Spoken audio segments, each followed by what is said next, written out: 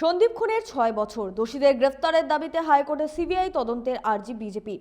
2018 সালের 9 ডিসেম্বর কাকসার মলানদিঘির সরস্বতীগঞ্জের জঙ্গলে দুষ্কৃতীদের গুলিতে খুন হয় বিজেপির বুথ সভাপতি সন্দীপ ঘোষ।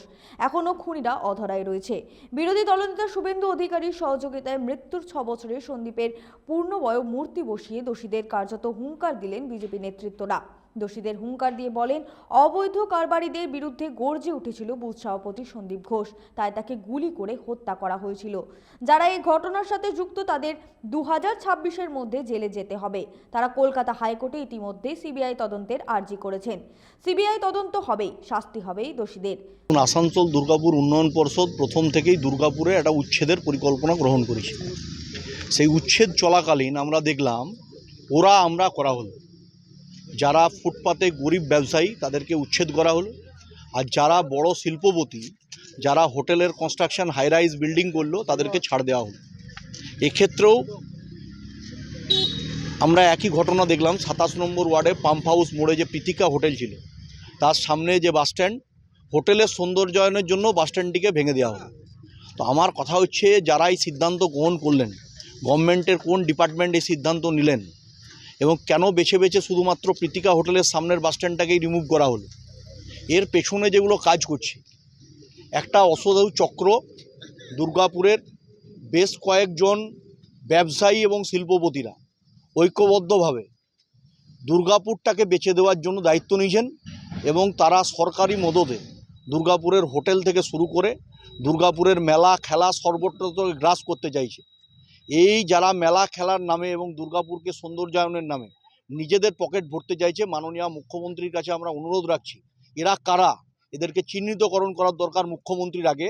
যাদেরকে প্রশাসকের চেয়ারে বসিয়েছেন, প্রশাসকের চেয়ারে বসে সাধারণ মানুষের কাজ না করে ব্যক্তিগত স্বার্থসিদ্ধি করার জন্য নিজের হোটেল জমি, সরকারি জমি, সেগুলোকে দখল করে সরকারি সম্পত্তির ভোগবিলাস বানিয়ে তারা নিজেদেরকে প্রাসাদবোম বড়লোক তৈরি করতে চাইছে। এর বিরুদ্ধে আমরা তীব্র প্রতিবাদ জানাচ্ছি। জেলা সভাপতি অভিজিৎ তা বলেন, আমাদের আস্থা আছে আইনের ওপর। দেখুন, সরকার যদি চেষ্টা করে, কারণ খুন যখন হয় বিচারটা চায় সাধারণ মানুষ। আমাদের পার্টির বুথ সভাপতি ছিল, এটা অ্যানাদার থিং, কিন্তু বিচার তো সাধারণ মানুষ চায়।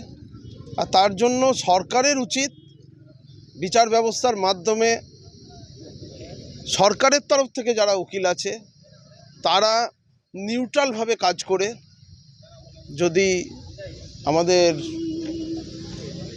যে খুনি তার পরিবারকে বিচার, যিনি খুন হয়েছেন খুনিকে যদি ধরার ব্যবস্থা তারা করে, তো সেটা অবশ্যই হওয়া সম্ভব।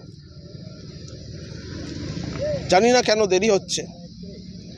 বিচার ব্যবস্থার প্রতি আমাদের আস্থা আছে, কিন্তু আমি সরকারি উকিলদের অনুরোধ করব তারা যেন নিরপেক্ষ থেকে বিচার ব্যবস্থার প্রতি নিজেদের যে দায়িত্ব সেটা যেন তারা পালন করেন এবং খুনিকে অবশ্যই যেন ধরা হয়। সিবিআই তদন্তের দাবি করবেন? দেখুন, সিবিআই তদন্ত তো অনেক হচ্ছে। প্রমাণ লোপাট যেভাবে হয়েছে আরজি কর মেডিকেল কলেজে আমরা দেখেছি, খুন করে প্রমাণ লোপাট করা পশ্চিমবঙ্গে এখানে একটা সেই রকম একটা বাতাবরণ তৈরি করে ফেলেছে যে যেন প্রশিক্ষিত খুনি। এবং প্রমাণ লোপাট কারা করছে, আরজি করে কারা করেছে? কলকাতা পুলিশ প্রমাণ লোপাট করেছে। যেখানে কলকাতা পুলিশ প্রমাণ লোপাট করে সেখানে খুনি ধরা পড়বে কীভাবে? আর সব জায়গাতেই তাই হচ্ছে। তাই প্রমাণ কি আছে না আছে তার ভিত্তিতে সিবিআই তদন্ত করে। আমরা চাই যে খুনি ধরা পড়ুক, তার সাজা হোক, আর পুলিশ প্রশাসন যারা আছে তারা যেন নিরপেক্ষ হয়। রাজ্য সরকার যেভাবে চলছে, যেভাবে খুনিদের আড়াল করছে, যেভাবে খুনিদেরকে নেতা বানাচ্ছে, এর ধিক্কার জানাচ্ছি, তীব্র প্রতিবাদ জানাচ্ছি। দুর্গাপুর থেকে সনাতন গড়াই রিপোর্ট, 99 নিউজ বাংলা।